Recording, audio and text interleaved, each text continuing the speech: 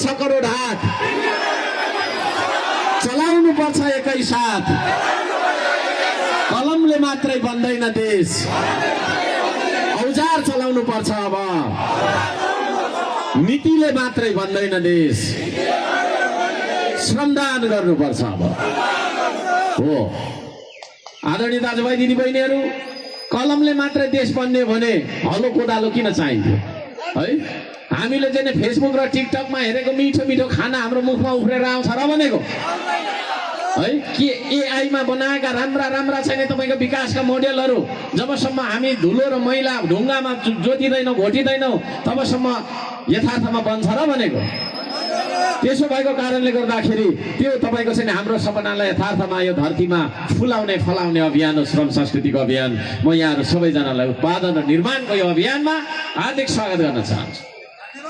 आदरणीय दाजुभाइ दिदीबहिनीहरू, विदेशी ऋणको भरमा है विदेशी प्रभुले दिन्छ हजुर भन्ने होइन, अनि अरूले त्यो पुल अमेरिकाले बनाइदिन्छ, पल्लोपट्टिको कलभर्ट चाइनाले बनाइदिन्छ, यतापट्टि तपाईँको चाहिँ डाइभर्सन र इरिगेसन इन्डियाले बनाइदिन्छ भन्ने किसिमले विकासको लागि अरूको मुख ताकेर देश बन्छ। म श्रमदाता के अरे मन्दिराज्यूलाई यता आउनको लागि अन्त गर्न चाहन्छु। यता आइदिनुहोस् प्लिज, यहाँ उभिदिनुहोस्, यहाँ उभिदिनुहोस्, यता फर्किनुहोस् त स्टेजतिर। यो टी सर्ट यसमा के भन्छ भन्दाखेरि म हुँ श्रमदाता, हेर्दिन म अरूको आश, बन्दिन म जिउँदो लास। यो हाम्रो कसम हो है, श्रमदाताको कसम। हेर्दिन म अरूको आश, बन्दिन म जिउँदो लास, सजाउँछु श्रमले परिवेश, बनाउँछु म आफ्नो देश। विदेशी तपाईँको छैन प्रभुलाई ढोगेर विदेशीले अनुदानलाई तपाईँको ऋण दिन्छ भन्ने कुराको आशामा यो देश बनाउँछु भन्ने विचारको विरुद्धमा यो देश हामी आफैले हाम्रै स्रोत साधन परिचालन गरेर, हाम्रै 2 हात रुपी तपाईँको छैन मेसिन प्रयोग गरेर हामी आफैले हाम्रो मौलिक शैलीबाट सबै 3 करोड नेपालीलाई तपाईँको छैन जगाएर हामी ठुल्ठुला प्रोजेक्टहरू बनाउन सक्छौँ भन्ने एउटा स्वावलम्बी भन्ने एउटा स्वाधीन अर्थतन्त्रको अभियान हो तपाईँको छैन श्रम संस्कृति। यो अभियान हामीले नचलाउन्जेलसम्म म यहाँहरूलाई भनिरहेको छु, चितवन रहला, तर यो चितवनमा खबरदार होसियार रहनु होला। यो चितवन भन्ने ठाउँ रहन्छ तर राष्ट्रिय झन्डा चाहिँ विदेशको आइपुग्न सक्ला है। मैले हरेक पूर्वदेखि पश्चिमसम्म यही कुरामा मैले चाहिँ तपाईँको चाहिँ नेपाली जनतालाई जगाउन चाहेको छु। चितवन भन्ने ठाउँ त रहला, भरतपुर भन्ने सहर पनि रहला, तर राष्ट्रिय झन्डा चाहिँ विदेशको आयो भने तपाईँलाई मंजूर छ? त्यो तपाईँलाई मंजूर छ? यतातिर मंजूर छ? आओस् यस्तो लन्ठा भयो देश भन्ने त होइन होला नि है। हामी यहाँ जे जति छौँ माटो प्रेमी छौँ, जे जति छौँ यो देश प्रेमी छौँ। त्यसो भएको कारणले गर्दाखेरि है भौतिक विकासका प्रलोभनमा हाम्रो देशलाई चाहिँ तपाईँको विदेशीले आफ्नो चाहिँ होइन खेल्ने कुद्ने मैदान बनाउन खोज्छ भने त्यो हामी जस्ता देशभक्त नेपालीलाई कतै मन्जुर छैन। यही कुराको उद्घोष गर्न चाहन्छ श्रम संस्कृतिले। जबसम्म हामी आफै गरी खाँदैनौँ, जबसम्म हाम्रो घर आफै चलाउँदैनौँ, छिमेकीबाट ऋण लिएर भात पनि खाने, लुगा पनि लाउने, केटाकेटीको फी पनि तिर्ने गर्छौँ भने हामीले त्यो घर लिलाम गरेर भाग्नुपर्ने दिन आउँछ। त्यो दिन नआओस् भनेर तपाईँलाई लाग्ला एउटा छैन खाली पार्टी खोल्यो चुनावको होइन। त्यो म तपाईँहरूलाई त्यो अर्थमा म चाहिँ तपाईँको जगाउन चाहिरहेको छु, त्यो अभियान लिएर आइरहेको छु। त्यसो भएको कारणले गर्दाखेरि यो देश बचाउने संस्कृति हो श्रम संस्कृति। श्रमलाई हेला गर्ने, श्रमिकलाई हेला गर्ने समाजको दृष्टिकोण परिवर्तन गर्नुपर्छ है भन्ने संस्कृति हो यो। आज हाम्रो युवा दिनभरि काम गर्दैन, भोकै बस्छ, बरु दिनभरि काम गर्दैन, अल्सर हुन्छ, ग्यास्ट्रिक हुन्छ, ग्यास्ट्रिक बिग्रेर अल्सर हुन्छ, अझ क्यान्सर भएर मर्छ हाम्रो युवा। तर ऊ है माटो यसो छुन मन गर्दैन। किन गर्दैन भन्दा उसले माटो छुने बित्तिकै उसलाई उसको साथीले नै छिछि दूर गरिहाल्छ, छिमेकीले हेपिहाल्छ, अपमान भइहाल्छ, ऊ अपमानित भइहाल्छ। त्यसो भएको कारणले श्रमलाई अपमान गर्ने यो समाज रहन्जेलसम्म हाम्रो यो तपाईँको चाहिँ देशमा उत्पादन पनि हुँदैन, निर्माण पनि हुँदैन। त्यसो भएको कारणले श्रमलाई सम्मान गर्ने, श्रमिकलाई सम्मान गर्ने, काम गर्ने मान्छेलाई सम्मान गर्ने, काम गर्दाखेरि लाज मान्नु हुँदैन भन्ने संस्कृति हो श्रम संस्कृति। त्यो श्रम संस्कृतिले मात्रै यो देशको तपाईँको चाहिँ उन्नयन गर्न सक्छ। ठोकेर राख्नुहोस्। भाषण त तपाईँले धेरै सुन्नु भएको हो। अहिले मैले यो माइक्रोफोन दिएँ भने मभन्दा धेरै लामो तपाईँले भाषण गर्नुहुन्छ, तर भाषणले मात्रै बन्छ देश? आश्वासनले मात्रै देश बन्छ? मैले यो देशका सबै नेताहरूको नारी छामे, उहाँहरूसँग केही पनि छैन भिजन, केही छैन भिजन। पार्टी खोल्ने, यस्तो म ठुलो भन्ने, माला लाउने, हिँड्ने, हा गर्ने होइन, विदेशी प्रभुले दिइहाल्छ, उताबाट आउँछ पैसा भनेर हुन्छ है। केही छैन। आकाशतिर नहेर्नुहोस्, धरतीतिर हेर्नुहोस्, सब थोक छ। माटोलाई हेर्नुहोस्, सब थोक छ। तर त्यो माटोमा एउटा तत्त्वको खाँचो छ, त्यो तत्त्व भनेको तपाईँको पसिना, तपाईँको श्रम गरेर निस्केको पसिना, त्यो तत्त्वको कमी छ। त्यो तत्त्व लगाएर हेर्नुहोस् माटोमा, हाम्रो जस्तो देश, उर्वरा देश संसारमा अरू कुनै पनि छैन। त्यसो भएको कारणले गर्दाखेरि यो अभियानमा म यहाँहरूलाई जोड्न चाहन्छु। एउटा मान्छेलाई असल मान्छे बनाउने, एउटा तपाईँको चाहिँ नि अल्छी मान्छेलाई पौरखी मान्छे बनाउने, देशलाई बालमतलब भनेर हिँडेको मान्छेलाई देशको तपाईँको भक्तिभाव गाउने, देशको गीत गाउने मान्छे बनाउने एउटा अभियानमा यहाँहरू सबैजनालाई म हार्दिक हार्दिक स्वागत गर्न चाहन्छु। तपाईँहरू तयार हुनुहुन्छ? तपाईँहरू तयार हुनुहुन्छ? कराउनु पर्छ, क्या कराउनु पर्छ है। हामी सचेत नागरिक नबोलेको कारणले गर्दाखेरि पनि देश नउठेको हो। अब म यहाँबाट चितवनबाट बिदा भइसकेपछि तपाईँहरूले पनि यसरी नै बोल्नुपर्छ। प्रत्येक यहाँ उपस्थित हुनुहुने र मिडिया मार्फत हेर्नुहुनेहरूले पनि अब यही बोली बोल्नुपर्छ देशभर, अनि मात्र यो देशमा समृद्धि छाउँछ। होइन भनेदेखि चुनाव आउँछ जान्छ, चुनाव आउँछ जान्छ, आन्दोलन भइरहन्छ, हाम्रा छोराछोरी मरिरहन्छन् है। हजारौं हजार तपाईँको चाहिँ नि शहीद भएको देशमा अस्ति भर्खरै 75 जना मान्छे हामीले गुमायौँ, फेरि भोलि कति सय मान्छे गुमाउनु पर्ने भन्ने ग्यारेन्टी हुँदैन। त्यसो भएको कारणले गर्दाखेरि म यहाँहरू सबैजनालाई भन्न चाहन्छु, अब हामी तपाईँको चाहिँ नि यही देशमा गरी खानुपर्छ, यही देशमा चाहिँ नि हामीले गर्नुपर्छ काम भन्ने कुरा म यहाँहरू सबैजनालाई निवेदन गर्न चाहन्छु। अल्छी लाग्यो? अल्छी लागेन फेरि गीत गाउनुपर्छ र क्या। त्यसो भएको कारणले गर्दाखेरि आदरणीय दाजुभाइ दिदीबहिनीहरू, हामी कतिन्जेल अरूको आशामा बाँच्छौँ, अब अरूको आशामा हामी बाँच्दैनौँ। हामी आफै गरेर स्वावलम्बी बन्छौँ, स्वाभिमानी बन्छौँ, स्वाधीन हाम्रो देशलाई राख्छौँ भन्ने कुरामा कुनै शङ्का छैन। हामी युवालाई हाम्रो यो श्रम संस्कृतिमा हर्कवाद हर्कवाद भनेर भन्छौँ, कतिले के हो हर्कवाद भनेर पनि भन्छन् होइन, त्यसको बारेमा थोरै आउँछ। मार्क्सको कुरा पढ्दाखेरि हुने, लेनिनको कुरा गर्दाखेरि हुने, हर्कको चाहिँ गर्दा नहुने, त्यही सोच हाम्रो तपाईँको स्वदेशी सोच छैन क्या। म त्यो भन्न चाहन्छु। आजभन्दा 200 वर्ष पहिला जर्मनीमा जन्मेको मान्छेलाई थाहा थियो चितवनको माटोको बास्ना कस्तो हुन्छ भनेर, अनि उसले भनेको कुरा चाहिँ हामीले दर्शनको रूपमा लिँदा हुने है। रसियाको तपाईँको छैन क्रान्तिको कुरा पढेर हाम्रो देशमा के भइराखेको छ, हाम्रो देशमा कस्तो भोकमारी छ भन्ने कुरा चाहिँ व्यवस्था गरेर हुन्छ। म यहाँहरू सबैजनालाई भन्न चाहन्छु, प्रकृतिसँग जोड्न चाहन्छौँ हामी युवालाई है। हाम्रो युवालाई यार्सा गुम्बा भनेको थाहा छैन, बिखुमा भनेको थाहा छैन, तर हाम्रो युवा तपाईँको छैन विदेशी औषधि खानुपर्छ भनेर उसलाई कण्ठ छ। खोइ त हामीले हाम्रो देशको प्रकृतिलाई बुझ्यौँ? युवालाई बुझेको रहेछ? कुनै युवाले बिखुमा भनेको के हो भन्ने थाहा छ? छैन। यार्सा गुम्बा थाहा छ? छैन। अनि यो देशको प्रकृतिलाई चाहिँ व्यवस्था गरेर तपाईँको चाहिँ अमेरिकामा बनेको, युरोपमा बनेको औषधि खानुपर्छ भनेर हुन्छ? यो देशमा तपाईँको चाहिँ के थोक छ त, जैविक विविधता के छन्, कस्ता भौगोलिक विविधताहरू छन् भन्ने बारेमा युवालाई बुझाउन चाहन्छ श्रम संस्कृतिले। चितवनको मान्छे, चितवनको युवा होइन, ताप्लेजुङ पनि आउनुपर्छ। ताप्लेजुङको युवा तपाईँको दार्चुलाको कुरा के छ, मनाङ मुस्ताङको कुरा के छ भन्ने पनि बुझ्नुपर्छ। युवाले बुझ्नु पर्दैन कि किताबभित्र घोप्टेकै किताब हेरेर घोप्टेकै अनि किताब हेरेर तपाईँको छैन समय भइसकेपछि फेरि मोबाइलमा घोप्टेकै। प्रकृतिसँग जोड्न चाहन्छ युवालाई श्रम संस्कृतिले। हामी श्रम संस्कृतिको तपाईँको छैन स्तम्भमा 3टा स्तम्भ हामी देख्छौँ, एउटा प्रकृति, अर्को संस्कृति। यो देशको युवालाई यो देशको संस्कृतिको सुन्दरता थाहा हुनु जरुरी छ। अहिले हाम्रो देशको संस्कृतिलाई, हाम्रो मौलिक संस्कृतिलाई, हाम्रो चलन तपाईँको रीतिथितिलाई बिर्सेर नेपाली युवा तपाईँको छैन विदेशी तालमा नाचेको छ कि छैन? हो है। यही देशको संस्कृतिमा रमाउने युवा बनाउन चाहन्छ श्रम संस्कृतिले। ढिकी र जाँतो आजभन्दा हजारौं वर्ष पहिला हाम्रो पुर्खाले बनाउनु भयो। अहिलेको युवाले एउटा सियो बनाउनु सक्यो? प्रश्न गर्न चाहन्छु, अहिलेको युवाले हामीले एउटा सियो बनाउन सक्यौं? देश कता गइराखेको रहेछ? अगाडितिर कि पछाडितिर? पछाडि गइराखेको छ। आधुनिकताको फुइलाउने हैन, हाम्रो मौलिक परम्परागत तपाईको छ नि हाम्रा हैन प्रविधिहरू सबै तपाईको पश्चिमाले लगेर उताबाट के गरेर मोडिफाई गरेर पठाइदिन्छ नि, त्यही आधुनिकता भनेर हामीले किन्ने हिँड्ने। त्यसो भएको कारणले गर्दाखेरि हाम्रा मौलिक प्रविधिहरूदेखि लिएर हरेक खालका प्रविधिसँग युवालाई जोड्न चाहन्छु।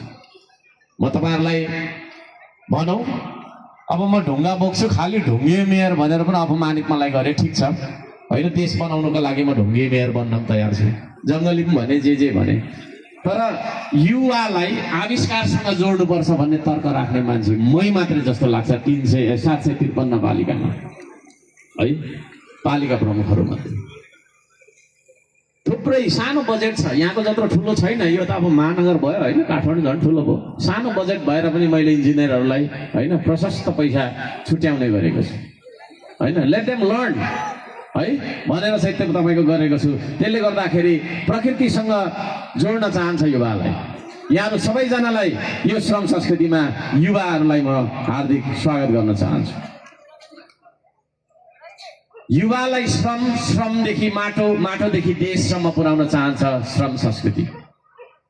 यो देशलाई माया गर्ने युवा नरहुन्जेलसम्म यदि भएन भने यो देश रहन सक्ने स्थितिमा छैन।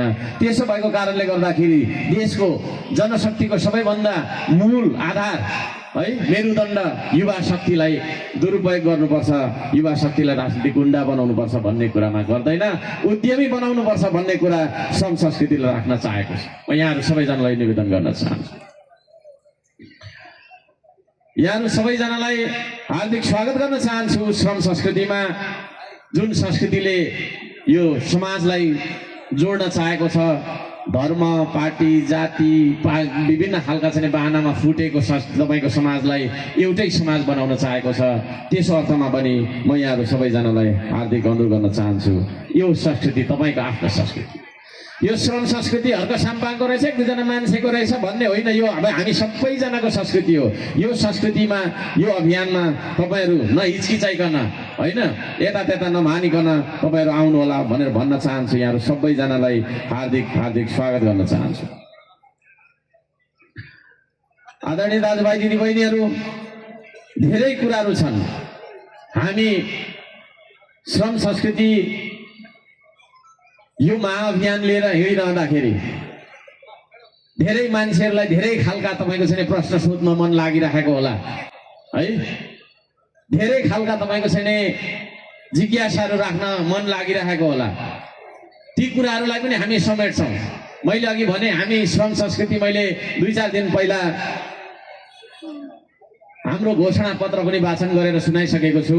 त्यो घोषणा पत्रमा हामीले मनको गीत लेख्ने होइन, एउटा पार्टीको हैसियतबाट हामीले यो देशलाई कस्तो बनाउने भनेर चाहिँ हामीले आफ्नो एउटा धारणा राखेका छौँ। त्यसमा तपाईहरुको धारणाहरू पनि समेटिनुपर्छ। हामीले जे लेख्यौं त्यो चाहिँ तपाईको पत्थरमा लेखेको शिलाको लेख हो, त्यसलाई जस्तो छ त्यस्तै मात्रै नभएर जनताको भावना, चाहना र आवश्यकता अनुसार हाम्रा घोषणा पत्रहरू अगाडि बढ्ने कुरा पनि म जानकारी गराउन चाहन्छु। यो देशमा जेनजीको आन्दोलन भयो, मूलतः जेनजीले के भन्न खोजेको रहेछ? अनस्पोकन ट्रुथ भन्छ, नबोलिएको सत्य भन्न चाहँदैन। तर त्यो सत्य के हो त भन्दाखेरि चाहिँ युवाले अब जुन किसिमले हाम्रो देश चलिरहेको छ यस्तो चल्नु हुँदैन भन्ने एउटा असहमति जाहेर गर्दछ भन्ने मलाई लाग्यो।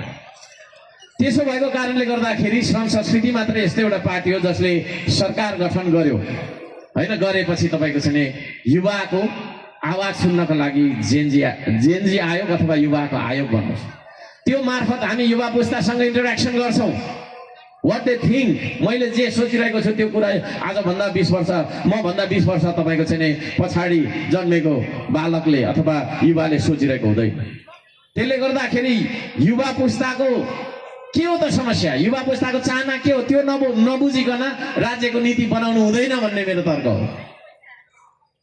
युवालाई खानु मन परेको हुन्छ, मैले अस्ति भन्दाखेरि अलिकति हाँसे पनि होइन, आलु समोसा खानु मन परिरहेको हुन्छ, आलुको मात्रै हुन्छ नि त समोसा त, अनि सरकारले पिँडालु दिएपछि पिँडालुको समोसा भन्छ भनेको थियो, त्यो भाइरल पनि भयो होइन।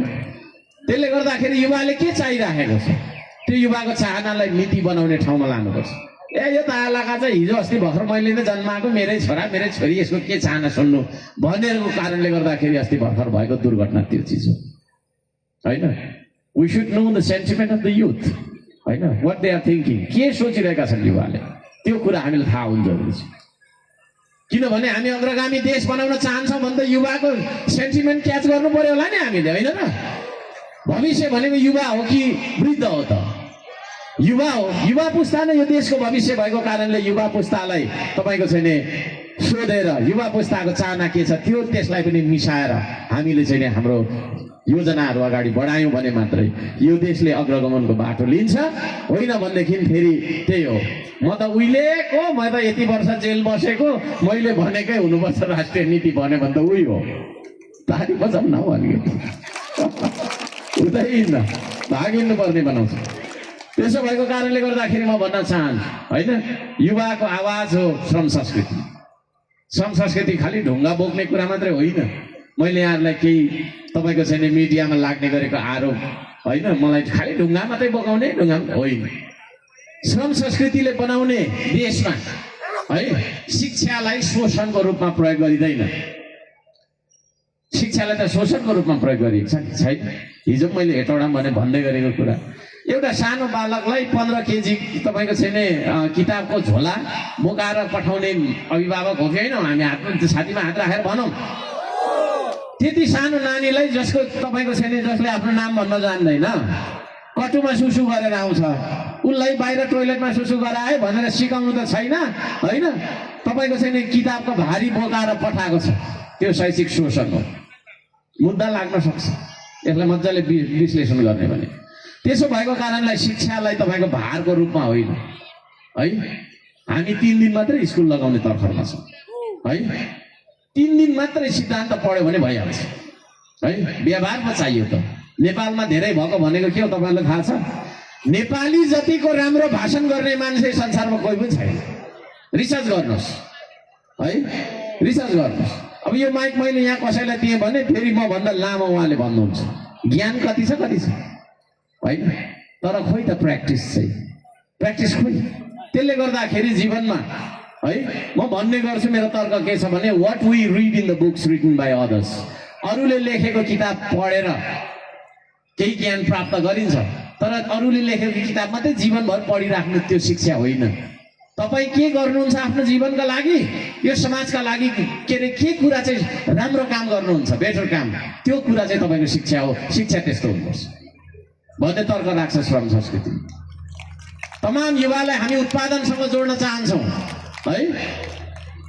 जन्मेको 40 वर्ष भइसक्यो, आफूले खाने भातको एक सिता पनि उत्पादन गरेको छैन भने धिक्कारको जुनी भन्छ, धिक्कारको जुनी भन्छ श्रम संस्कृतिले त्यस्तोलाई। त्यसले गर्दाखेरि हामीले खाने भात हामी आफै उत्पादन गरौँ, हामीले लगाउने लुगा हामी आफैले उत्पादन गरौँ। सबै कुरा त उत्पादन गर्न सकिँदैन, तर केही न केही त उत्पादन गरौँ न है, गरौँ न हामीले है। त्यसले गर्दाखेरि म त्यो भन्न चाहन्छु यहाँहरू सबैजनालाई, श्रम संस्कृतिले त्यस्तो खालको तपाईँको चाहिँ उत्पादनमुखी समाजको परिकल्पना गरेको कुरा म जानकारी गराउन चाहन्छु। आदरणीय दाजुभाइ दिदीबहिनीहरू, थुप्रै कुराहरू छन् जुन कुराहरू मैले यहाँलाई भन्नुपर्ने पनि हुन्छ, सबै भनेर साध्य पनि हुँदैन। अब हर्क साम्पाङ कस्तो मान्छे हो यो पनि तपाईँहरूलाई बुझ्न मन लागेको होला है। म प्रकृतिवादी मान्छे हो। कति मान्छेले मलाई जातिवादी भन्ने पनि ट्याग त्यहाँ लगाएको छ। यो श्रमको महाअभियानमा मैले कुनै जातिलाई नआउनु भनेको छैन है, कुनै जातिलाई हाम्रो श्रम संस्कृति पार्टीको सदस्यता नलिनु भनेको छैन। म प्रकृतिवादी मान्छे। एकचोटि सबैले भनौँ त, प्रकृति जस्तो बन्न सकौँ, सबैले भनौँ न, अल्छी नमानौँ ल, फेरि प्रकृति जस्तो बन्न सकौँ,